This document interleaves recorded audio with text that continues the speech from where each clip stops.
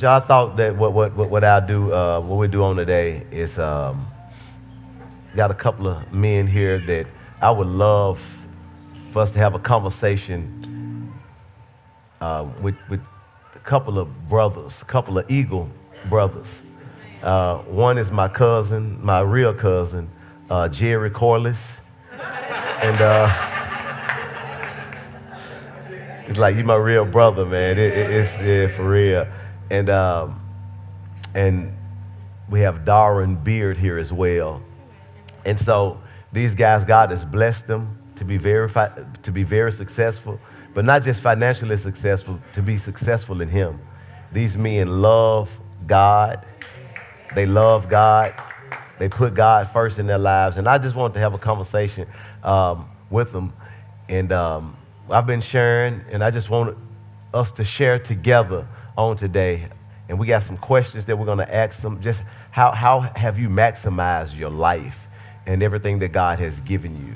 And they hadn't arrived, but God has done some awesome things in them, and He's doing some awesome things through them. They both work at Capital Financial, which is a very successful business, and they work with Mass Mutual, which is one of the Fortune 500 companies in the United States. And so, without further ado, I want to bring Jerry Corliss and Darren Beard to the panel. Y'all, let's welcome them.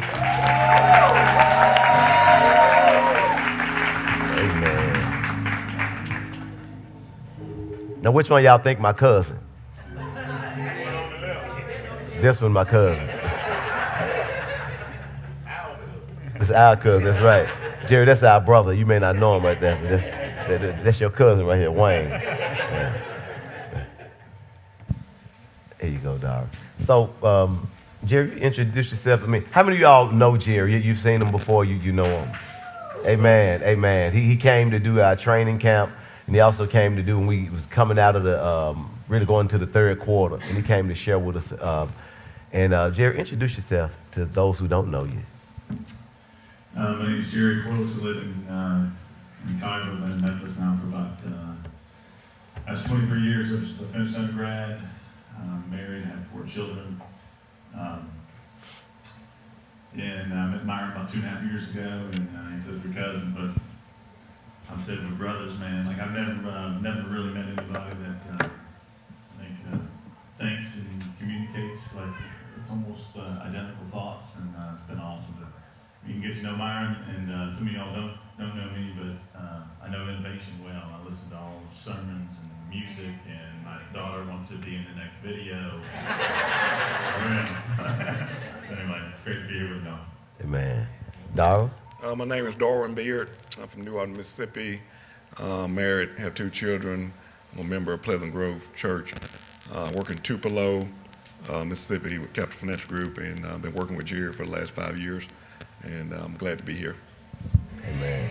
So we just wanted to have a conversation, Jerry, just as it relates to maximize. We've been talking about maximizing our life, maximizing our potential, our finances, our resources, maximizing the dash. God has given us a dash, you know. And so just talk a little bit about that and speak to that for us. Well, you know, in the Bible talks about the parable of the talents.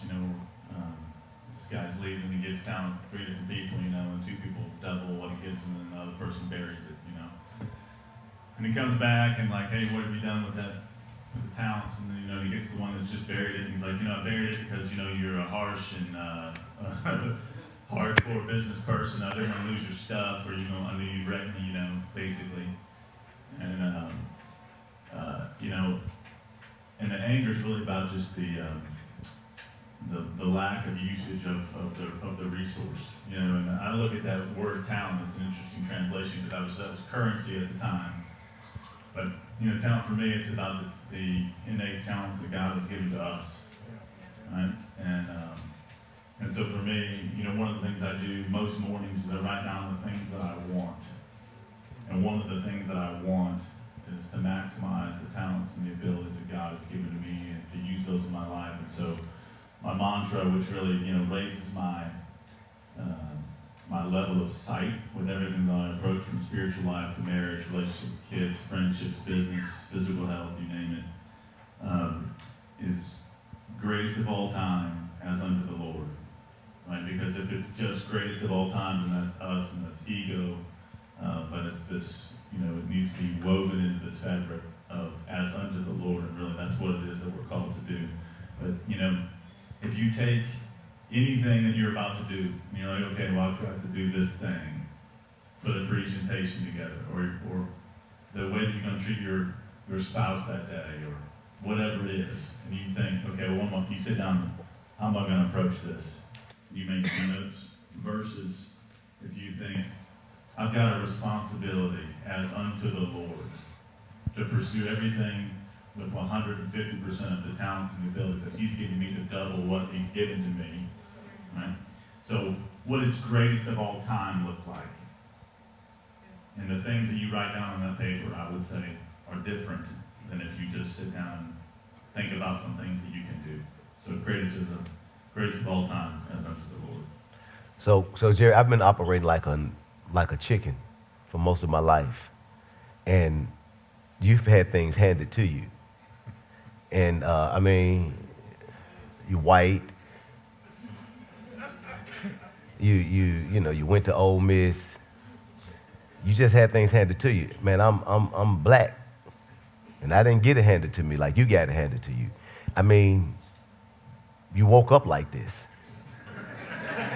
So how do I? You woke up as an eagle. I've been a chicken. I've been functioning like a chicken. My family's a chicken. My friends are chicken. I live in a chicken environment. I know a couple of eagles, but how do I really maximize? I've been hearing this series. It's been inspiring me, but can I really do this? And how can I really do this? Because I need to know how I can really do it, because I get inspired, but then when I go back and I look at my bank account, I look at my surroundings, can I really do this? Right, so, there is truth to think that God does give some people a more, just an internal, natural, aggressive pursuit of accomplishment, right? Some people do have more of like an instinct to move toward things, and I would say like I was born, one of the gifts that God's given me is with a natural drive and motivation. However, number one, that's dangerous if it's not focused in the right direction. It's also a lot of, when I was here on a Wednesday night, we did the rest of the story. You get a speaker up and they're like, oh, and did all these things, athletically, academically, business, all these good things. But like, there's a whole lot of bad things, right, that have happened, and I was the cause of most of them. Right? And a lot of it came from that misaligned drive. But when I graduated college, a guy came to sell me suits. Called on me, and I didn't have any money to buy suits, but this dude brought me a book called Plan to Win, by Bill Glass and Jim McEachern, and that was the first book that was. I remember something I read in there, and it said, and I remember I grew up in St. Louis, Missouri, right, and the winters are cold, and I remember being a little kid, and they gave us magnifying glasses at recess, those little plastic things, and they'd be like 30 degrees outside, and in your winter coat, you freeze to death, wait for recess to be over so you can get back inside, but if you would hold that little magnifying glass over that leaf, you could burn a hole in it, in the middle of winter. And that book used that as an example. It said, our lives are like the sun's energy, like when it can be spread everywhere and it's freezing cold outside, but if you focus it into a single point, you can burn a hole in a leaf. So we got to be focused like that. So that was the first thing that I got, what I refer to as edifying content, as it relates to goal planning and leadership thinking. And so the first thing I would say is that you can't pour trash into your head and into your heart and then expect like blissful, wonderful leadership motivation to come out of you, right? Come on. So that's why when I'm driving around, I'm listening to Myron Thomas preach sermons, and when I'm driving around, I'm listening to Innovation Church music, and when I'm driving around, I'm listening to other Christian things. I'm listening to books by John Maxwell. I'm listening to books by Brian Tracy and Tony Robbins, and because I want this. And so for 22 years now, I pour edifying content into my mind and into my heart. So that's one thing. Second thing is. The people that you're around. I heard a business thing recently that your income will be the average of your 5 best friends. right? So like if you don't want to be negative, don't hang around negative people. If you don't want to, if you want to be fit, hang around fit people. If you want to be around you want to be a high achiever, hang around high achieving people, And so you got to look at the context of the people that you're around. And then the third thing I would say is consistency, right? So all this is great. Like, when I'm driving around, you listen to like Tony Robbins or Brian Tracy, or like, you listen to the greats, motivating people like NFL coaches, athletes, right? The Rock's got some new stuff out, like motivation stuff, how he was down to his last $8 and turned it all around, got cut from an NFL team, all these types of things. But the reality is, when I wake up at 4:03 in the morning, there's nobody around. Ain't Tony Robbins in barking in my ear. In fact, I got to keep it down because my wife's sleeping. If I wake her up, it's not going to be good. You know what I'm saying? And so the point is consistency. You got to have a process in place to be consistent. So when you wake up, like I wake up, I'm like a robot. I got a little checklist here, and I could read it to you. The first thing on there is floss, and I'm not like the dance, but like my teeth, right? Nobody flosses. We're all supposed to floss, right? Ain't nobody floss. I'm not gonna make you raise your hand, but you don't floss, right? But it's on my checklist. If it's something I don't want to do, then I know that I need to do. So I start with I floss, I pray, I read the Bible, I record my results from the previous day. So I've got a routine that forces me to be consistent, even when the motivation isn't there. Wait a minute. So I'm not a consistent person. Like that's one of my struggles. So how do I become consistent? I want to be successful, but I'm not consistent. So what do I need to do? Yeah, and I'd love to hear Darwin's thoughts on this as well. But the part of my morning routine, and I could pull it up, it's on my checklist on this phone right here, is I write down the things that I want in the morning, and then I write down goals that if I accomplish those goals would get me what I want. Right? And so like I want to walk with God, I want to have a heart after God's own heart. Right? And so how am I going to do that? Well, I have to read His Word, He speaks to us through that. I have to pray, He speaks to us through that. And I have to live in unified Christian community. He speaks through that. Right? And so then I calendar my life so that reading the Bible, praying, and spending time in fellowship with Christian community is in my life. Right? And so it creates consistency you only need to do one thing to become consistent, and that's just to wake up in the morning and say, what are the things I want? And I write them down in a little spiral-bound notebook with a pen every day. I don't just read it, write it down one time and then reread it. There's more power in forcing your hand to move on that paper, and it's just like committing it into you. It kind of tattoos it into you. But if you do that, and then you say, okay, well today is the day where I want to do these things, then you just put it on the calendar, and then you're like a robot. Then you don't have a choice but to be consistent. Darwin and I were talking about drive over here. We're in the same business together, right? I had a list of like 7 things I was going to get done. It was the day before a holiday. It might have been December 23rd or something like that. Our office was closing early, but I'm sitting there, I had like a few things left on my list, and it's stuff I didn't want to do. It took a lot of concentration, like writing like a couple page document, I'm a social person, I don't like that administrative side of this, but you can't do the 6th thing until you do the 5th thing. You can't do the 7th thing until you do the 6th thing, right? And so I can't get down to hanging out with my wife and my kids and watching an NFL game until I've done the 7th, the 6th, the 5th, the 4th thing. So you force yourself to be consistent by having a plan. Man. So Darwin, that was cool what Jerry said. How do I become successful, man? I need a pill to take to help me to become successful. Right. Where is that pill? Well, I just happen to have one in my back pocket. Let me get it out. Actually, I wish it was a pill for that. I just think that to be successful, of course, you always got to start out with God. Have Him in your life and be humble. That's the first thing. But in everyday life, to be successful, you got to work hard. As Jerry is saying, do the things that you don't want to do, the things that are uncomfortable. the things that other people aren't doing. My children, I learn a lot from them, just from watching what they do and trying to teach them. Hold the mic up. So. No, okay. And, and I'll give you a good example. My daughter is in junior high, and she's in 7th grade. They had basketball practice this past Thursday through the holidays. So with the high school girls.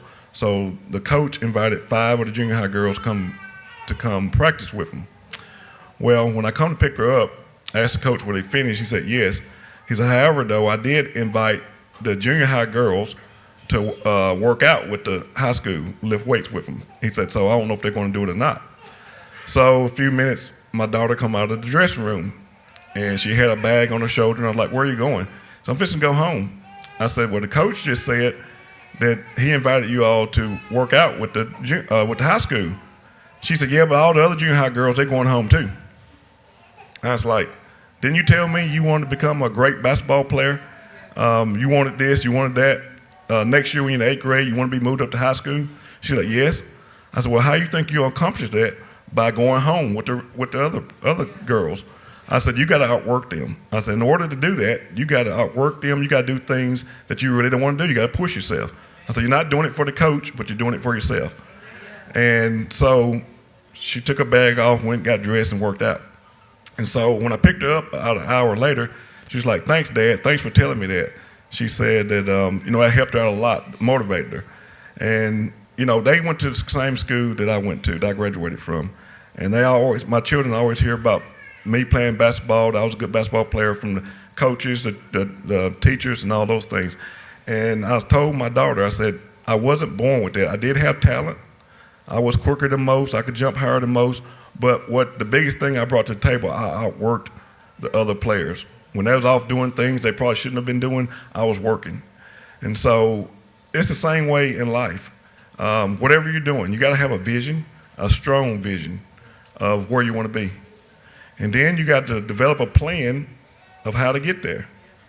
And then you got to be tenacious. I mean, when I say tenacious, I mean, you're going to run the stumbling blocks. I don't care. They're going to hit you from both sides, whether you're black, white. Even Jerry, he was born with a silver spoon in his mouth, but he probably ran a few stumbling blocks. But you got to be tenacious. You can't let those things stop you. I don't like excuses. You might be born a chicken, but why can't you develop into an eagle? Every eagle that you see wasn't an eagle at the beginning. They developed themselves into that. And the way to do it is hard work. So you talked about stumbling blocks. How do we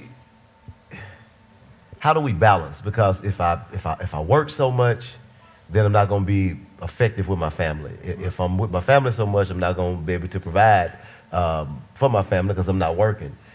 Can you tell us about some challenges in your life and how do you manage it all? And Okay. tell us about your wife.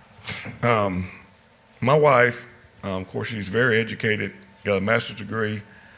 She probably, like I was telling Jerry, probably one of the most up professionals I've ever met. Been married for almost 20 years. And, she's in education. She taught college on the community level and even on the senior level. 5 years ago, almost 5.5 years ago, my life changed dramatically. I got home from work one Friday evening, and she was sitting on the bed watching TV. My parents live about a mile away, and I told her I was fixing to go visit my parents. I come back an hour later, and she was blind in the left eye. Just devastating. So we went to the doctor, and when we got there, we went to a regular eye doctor. He sent her to a specialist in Memphis. So when we got there, he was talking about her right eye. And I was like, I'm not concerned about the right eye. I want to talk about the left eye. That's the one that she was blind in. He said, well, we need to talk about the right one. He said, because I need to try to save this one. Now, what do you mean? He said, it's 5 weak spots around her right eye. It's going to detach one day like this left one. He said, it could be tomorrow, it could be a year, it could be 10 years. He said, we got to do a preventive surgery on it. We got to do one on the left one, but we can't save it now. But we got to do a preventive surgery on the right one. So, make a long story short, my wife, she's completely blind in her left eye. She has about 80 to 85% in her right eye. And so that changed my life a lot because she was still driving, but she wasn't driving at night. She wasn't driving during the day if it was cloudy. And she wasn't driving in big places anymore, like Memphis, only around New Albany, Tupelo, areas she was familiar with. So that changed my life a lot. Then about 2 years ago, it didn't stop there. 2 years ago, she got diagnosed with lupus, also with cataplexy, narcolepsy, which is in the seizure family, but it's not a seizure, but she just loses control of her body. It could be for 30 seconds, it could be for 3 minutes. So my life really got turned upside down. She couldn't work anymore. They took her driving license from her. I got 2 teenagers, one in high school, one in junior high.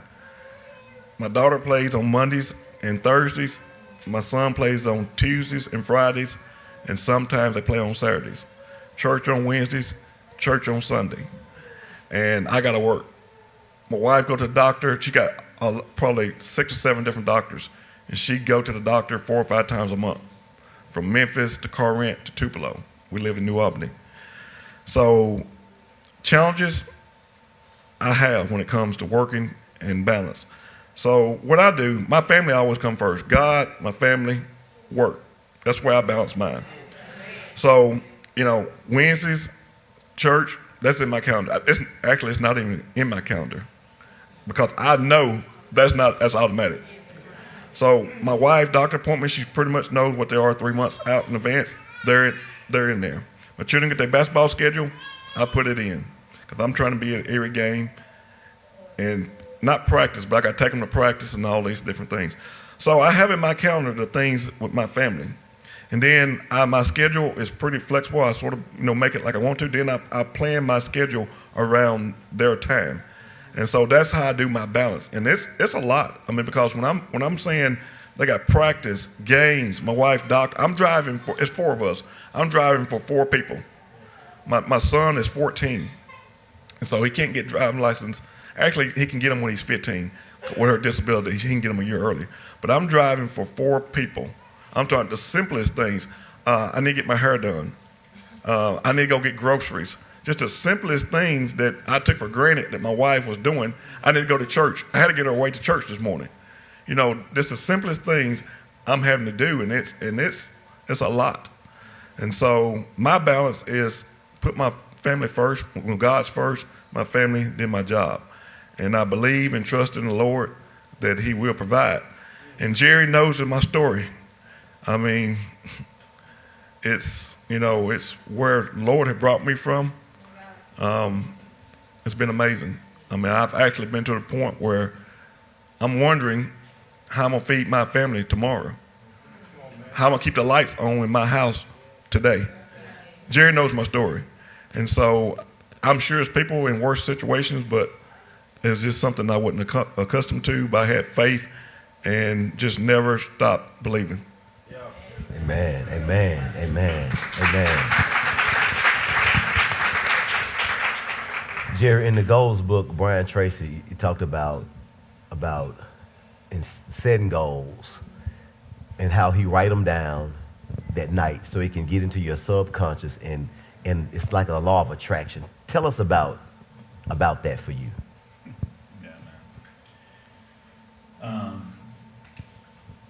Yeah, man. There's just so much in that story too, though. But no, it's interesting. And I'll just say something brief on this. But there's something that God is sovereign over all things. So I pray before I write out goals that Father, this would be good according to your economy for my life. And then I start to write, and ask to pen these goals by the power of the Holy Spirit. And there was a time in my early 20s where I'd written down, day after day after day, I'm gonna make a certain income before I hit age 30. Or no, it's before age 40. Excuse me, before age 40. And it was a long way from where I was at that time period. So career-wise, things are going up and up and up, and it's looking good. And then I get to 32 years old, and long story, but I quit my job and started my own deal. And it was a 60% pay cut from where I was, and which was also, by the way, not enough to pay our bills when you took the 40 that was remaining. But anyway, all that to say, so it looked like, there's no way in the world. Now you're 32. What you thought you had 18 years to do. Now there's only 8 years left, and you've gone backwards by 6-7 years. But I hit that, and like age 38, like God worked a route, and so anyway, just to say that, and really, an income goal is the least of the important things that we would write about, right? But it's an example of how it's been interesting to me. I've noticed and been doing this for so long, that you write these things out, and I believe it is by the power of the Holy Spirit that God then leads, moves these things, and as He sovereignly manages all of creation that they have. I think there is a lot of power in having a future vision and writing out goals and writing them out over and over and over again, and somehow God moves us to those things. I think when we're writing out those goals, but with the right spirit. Amen. Can you talk to us a little bit about faith-based courage versus self-confidence? Huh? Faith-based courage versus self-confidence. So,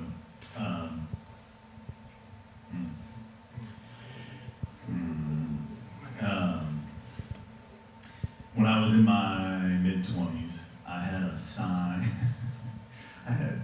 I looked up the Webster's dictionary definition for dominate, and I had it printed like into a poster and framed it and stuck it on my office wall, right? Like, want to dominate, want to win, like just, like, wake up angry every day, you know what I'm saying?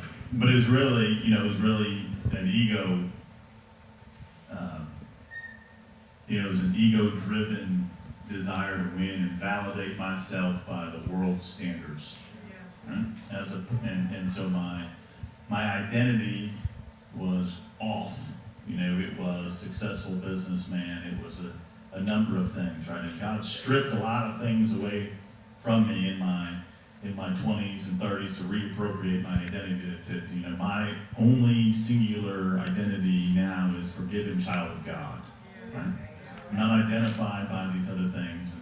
But what has happened is that through, if you look at like the path of the Israelites, right? They get their nose out of joint. And the word says the Lord disciplines the ones whom He loves, right? And when we claim Jesus, He's going to discipline us in love. He disciplined me just like He disciplined the Israelites. But then what does He do? He restores them, right? Discipline, restore, discipline, restore. Going through that process, I have learned now that I can do things now that I never could have done before. Back when I even had that anger and that drive and that I want to dominate, I want to win, wasn't nearly as powerful as saying, I surrendered everything that I have. I'm really not that good. The only thing that I have is what God has given to me. Amen. Father, if it wants to be done, it will be done. And so now I'm just a vessel, and you've called me to do this thing, I'm going to go do this thing, and I'm just telling you, and I can tell that to other people, opposition now, when opposition comes up, it's like, hey, look, it ain't going to be me. If we win, it's not going to be because of me, but if I'm meant to win, I'm going to win. It's going to happen, because what God says is going to happen is going to happen. And so I have, extreme courage born of faith now, as opposed to confidence in myself, and it's far more powerful. Amen. Amen. Amen. So, Darren, how you had those challenges in your life? What kept you going when you wanted to give up? Because so many people would have given up, man. Your wife disabled, you got 2 teenage children. What kept you going? Well, of course, the grace of God kept me going, but, God put people in your life for a reason. And I can honestly say, I rag Jerry a lot and and all that, but God actually put Jerry and I together for a reason. because Jerry was something that I needed, that I didn't have. There's been many times that I've come to Jerry and just talked to him and just tell him about what's going on with me. And he probably never knew it, but he just gave me a word of encouragement that most people couldn't give me. And so, those type of things, relationships that you build with people, of course you gotta have a relationship with God first. But like I said, he put people together for a reason. And you build those type of relationships with people, they can keep you going, keep you motivated. And another thing, when you love your family, and I have 3 people that I love, and I promise you I need no more motivation than every morning when I get up, first thing I do is thank the Lord for seeing another day. When I roll over and see my wife and walk in the bedrooms, look at my children, that's all the motivation I need to keep pushing, because I love them that much. And so, if that's not enough to push you, and you may be single, and so you may not have that motivation, but like Jerry said, I think some people are born with more motivation. I think I was one of those people, because when I was single, I was motivated as well. But you just gotta have belief, faith, and like I said, I think vision is a lot of it. Just wanting something, having a strong vision. I want to be this, that, or whatever it is, and go for it. And just don't take no for an answer. Just keep pushing. Amen. Can I say something? Yeah, absolutely. So I think also, like in Darwin's story, it was, I think, early this year, I told a story about a person that I knew, and the story was Darwin's, right? But I'll say this side of the story also, I think, to point out like something that we can forget about God, which is critical, which is that number one, God is always faithful, right? And that we don't understand necessarily why we're going through the path we're going through at the time when He gets us to where we're meant to be and better equipped right at the end of it, right? But like Darwin's going through this, right? They were a dual income family, right? So then this happens suddenly, unexpectedly with Sonia. It goes to one income, and it's tight, right? And she's up for disability, and then the judge she draws is this dude who's known to say no to like 80% of people. I mean, I'm gonna get it on. So we're praying about it. It's like, hey man, you know what? The Lord, the word says that the king's heart is like a stream of water in the hands of the Lord, and He turns which way He wills. And so we're praying. I'm praying. He's praying. It's going on for months leading up to this event. And I remember I'm driving down Poplar. And I'm cresting this hill. I can tell you exactly where it was. I'm going back down the hill. Phone rings. It's Darwin. And I knew it was the day they were going for the trial here from the judge. I'm like, finally, there's going to be deliverance. Like at this point, it's like 2 years of back pay for Social Security. Answer the phone like, "What's up, man? Tell me good news." He's like, "Dude." He turned it down. I'm like.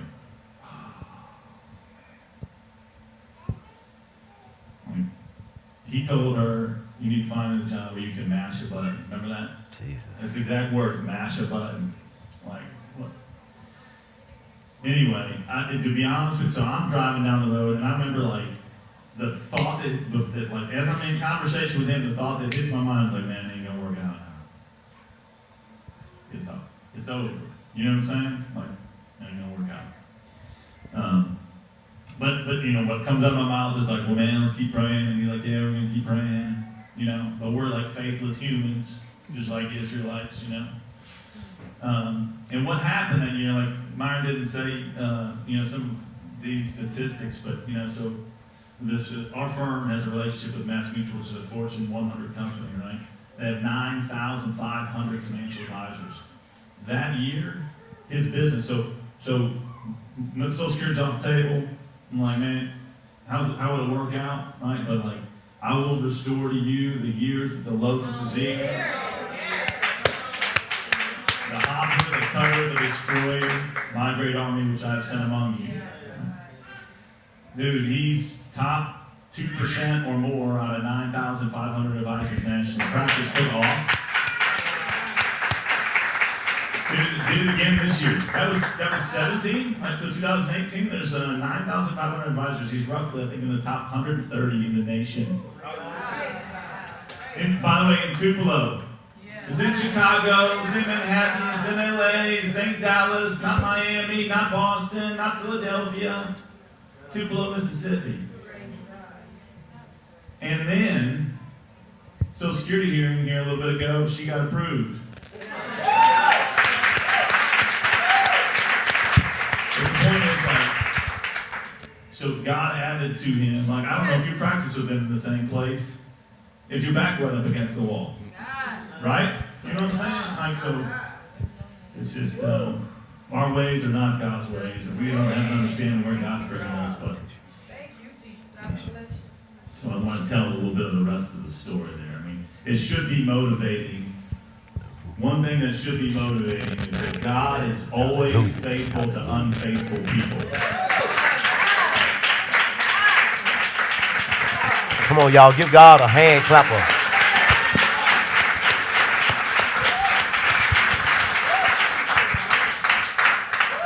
The top 2% in the midst of everything he was going through. My God. Whew. My.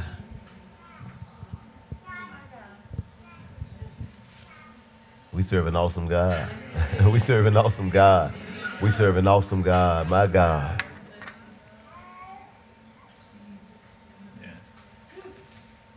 So Jerry, what was your when you saw God do that? What was your response to that?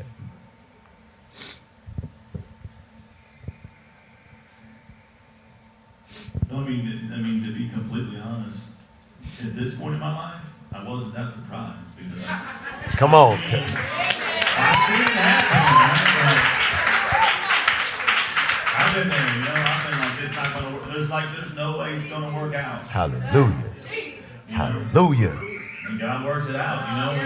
And not only does it work out, but like Ooh, what He's really doing is like you're going through this so that He can say, hey, look. You're looking at the whole wrong thing. Like, you worry about this stuff right here. Like, what about your soul? When you're saved, like this whole thing I'm showing you, I'm going to remove your grip from the stuff that you're holding on to. Come on, hallelujah. It's not even worth anything. I'm going to take your grip. I'm going to hang you back onto eternity. And I'll get you looking toward eternity and salvation and your relationship with me. And then I'll add these things back.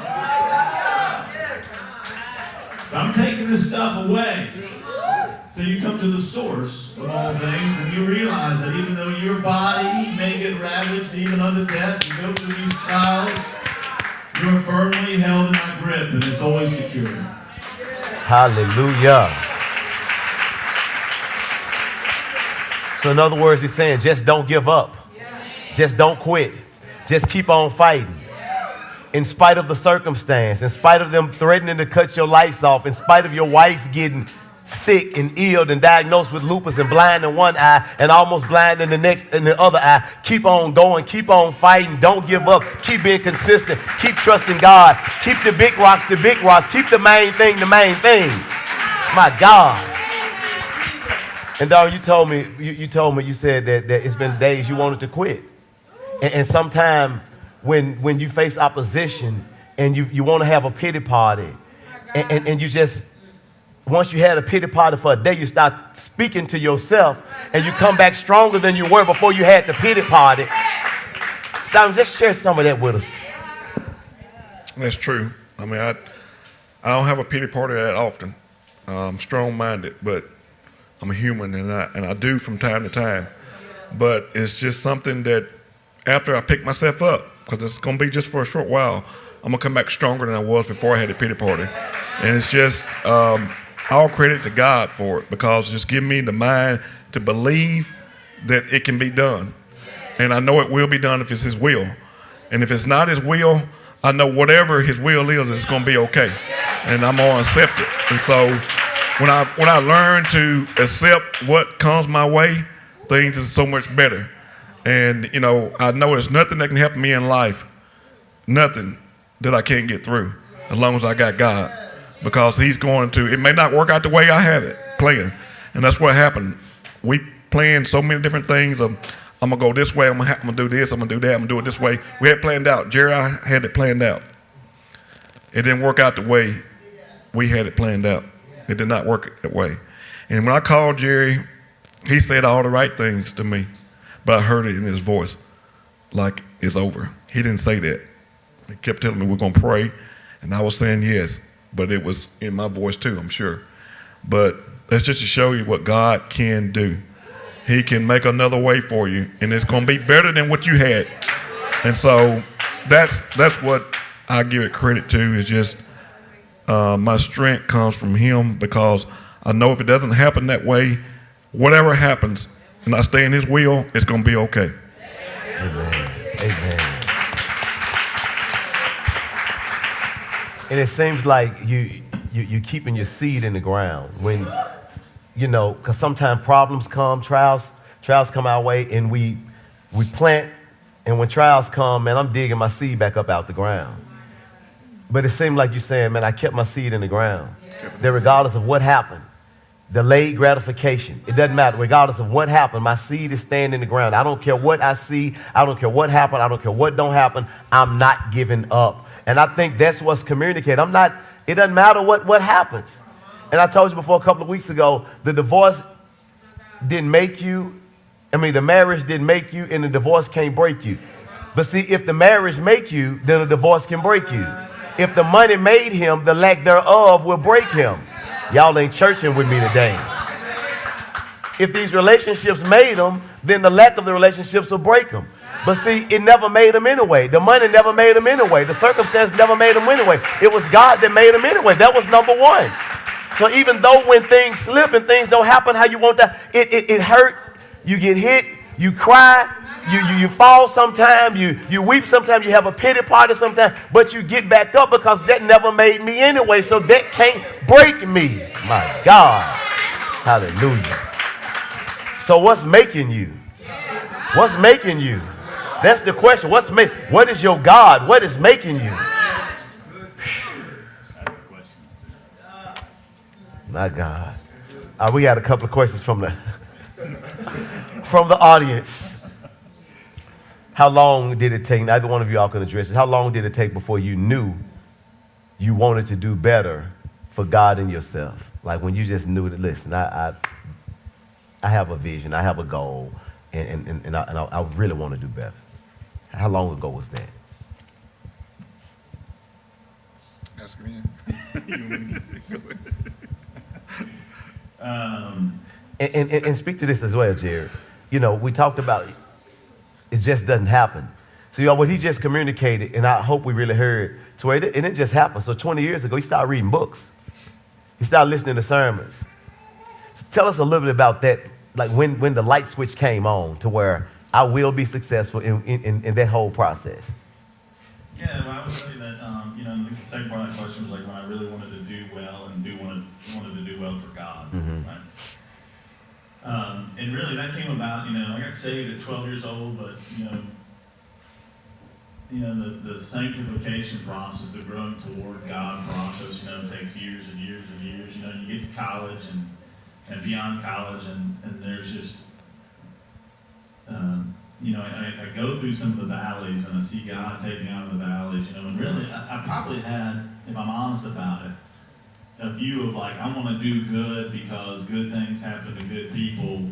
You know what I'm saying? Like, I don't want God to punish me. I don't want God to smite me, and so I'm going to try to be kind of obedient to God and not be too bad. So it was really more like almost like a recipe theology, or even like a save yourself by your works kind of thought process. And then, you go through these, and, I married my college girlfriend.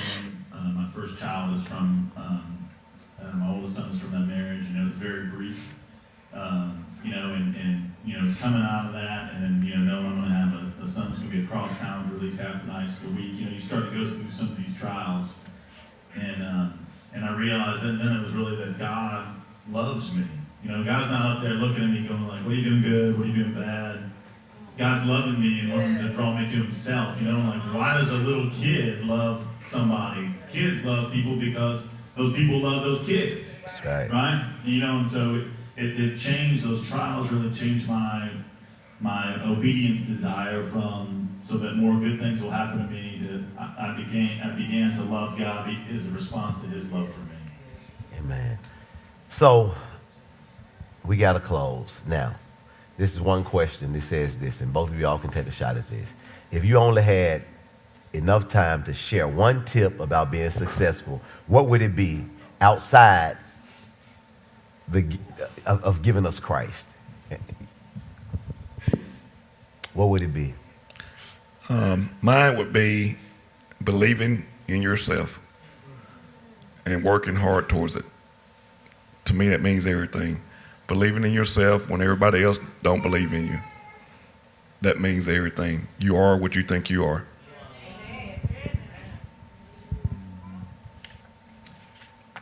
For me, I would say it's to walk in the reality that time is short.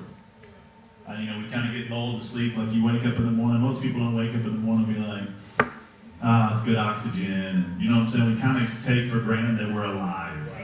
Right?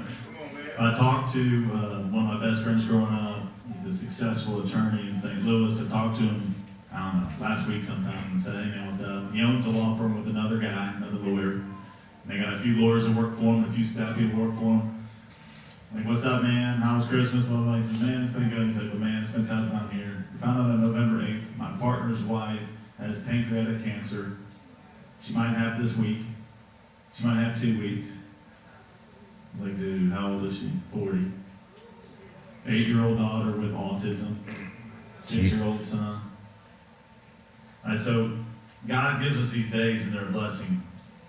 And what does motivate me in the morning, when I wake up at 4:03 in the morning and there ain't Tony Robbins or ain't Myron Thomas, ain't nobody to yell at me and tell me to get going. I do think that time is short. One of the things I use this watch. It doesn't have what time it is. If you look at it right now, it says 10, 10, 28, 10, 10, 27. It's a countdown. I count down 24 hours every day. And I think to myself, if I had 10 hours and 10 minutes and 20 seconds left to live, how would I live this day? Am I going to walk out the house like, hey, I'll catch y'all later. I'll see y'all this afternoon. If I had 10 hours left, I get to see my wife. I'm all over her. You know what I mean? In a positive way. The kids. Amen. But the way I can work, decisions I make at work, look, if I'm at work and I go like, hey, here's the way we can make some more money, but it's probably long-term not the best cultural decision, right? It's maybe sacrifice a little bit of my character. It's not illegal, but it's maybe rounding off the edge a little bit. I'll make some more money and you're tempted by something like that, but then if I'm like, hey, what if I had 10 hours left? What if I'm not even coming back tomorrow? What's important to me is that the person who comes and sits in the seat says, man, look, this dude did it the right way. He made the hard decisions. Short-term hard, long-term easy, good person of character. He loved well, he served God, he was faithful. And so for me, it's thinking that time is short and thinking of every day, like if today's my last day, how am I going to walk with God? How am I going to love God? How am I going to love people? How am I going to love my family? How am I going to work as a result of the gift I've been given with short time? Amen.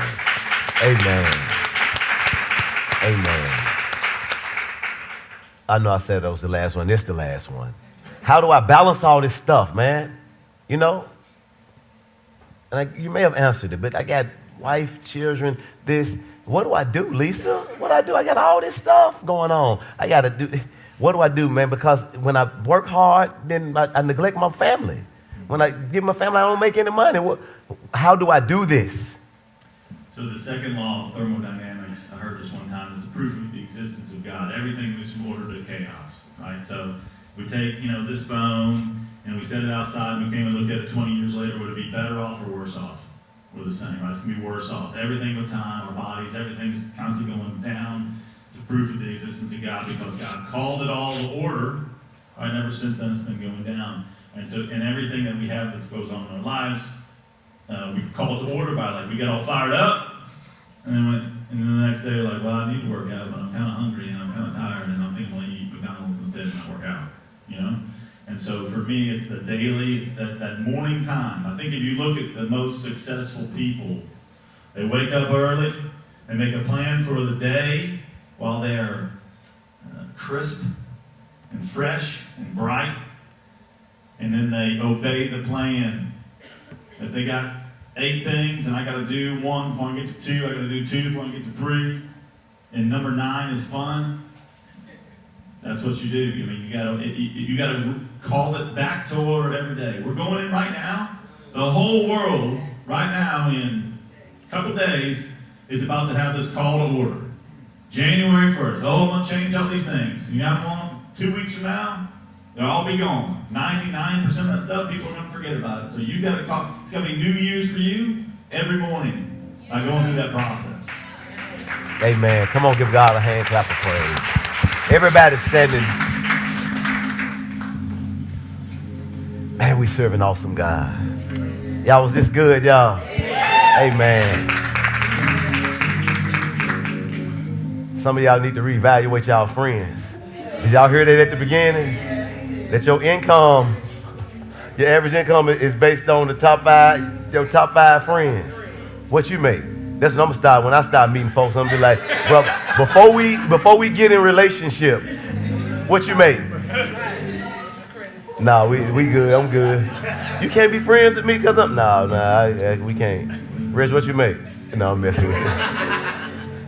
Amen. And it's being around eagles. Yeah, I don't want us to miss that. Being around people that's where you want to be. Picking their brains. I saw Leticia write down when Jerry talked about the first book that really sort of changed his trajectory of life. I'm writing that down. What did you read that helped you, that changed you?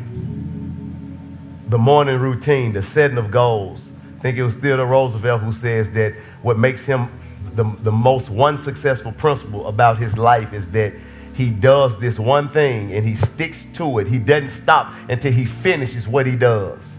And then he goes to the next thing. So that follow through. I don't start and then go to this and then check Facebook and then I start it, then I finish it. Then I go to the next thing. John Maxwell said this. There was a lot of people asking him. He said when he goes to different conferences, Dr. Ben, they ask him, how did you get started in writing books? Because he's written several books.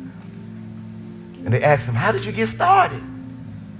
He said, I started writing books. I get it.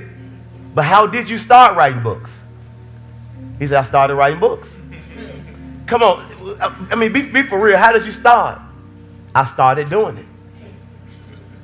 I got to start.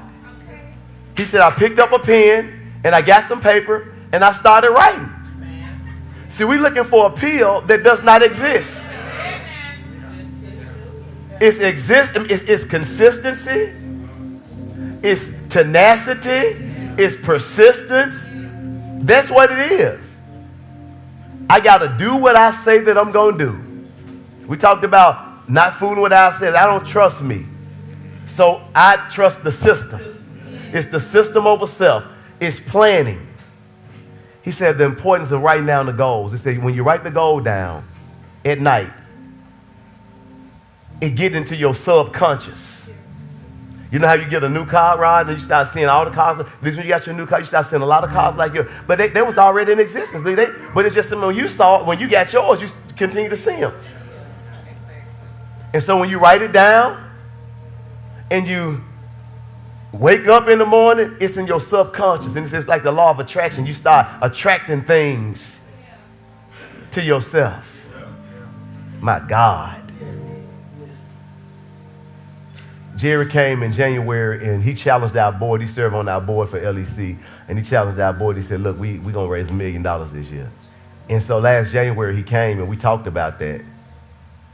And we hadn't had any type of commitment at that level, you know, at that time last year or earlier this year.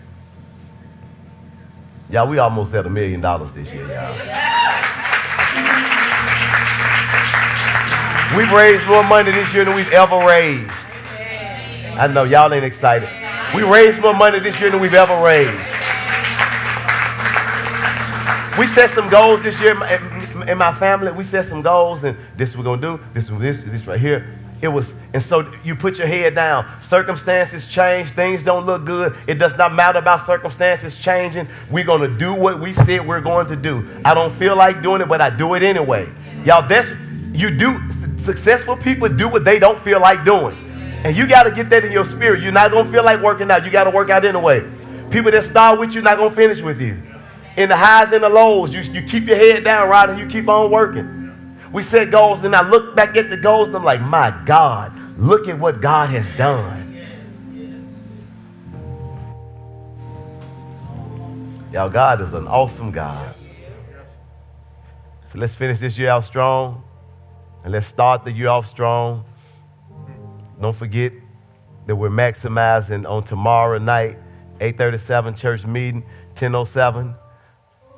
We're having our Watch Me service. We're starting, y'all. That's an awesome service, and we're bringing the new year in with a bang. Amen.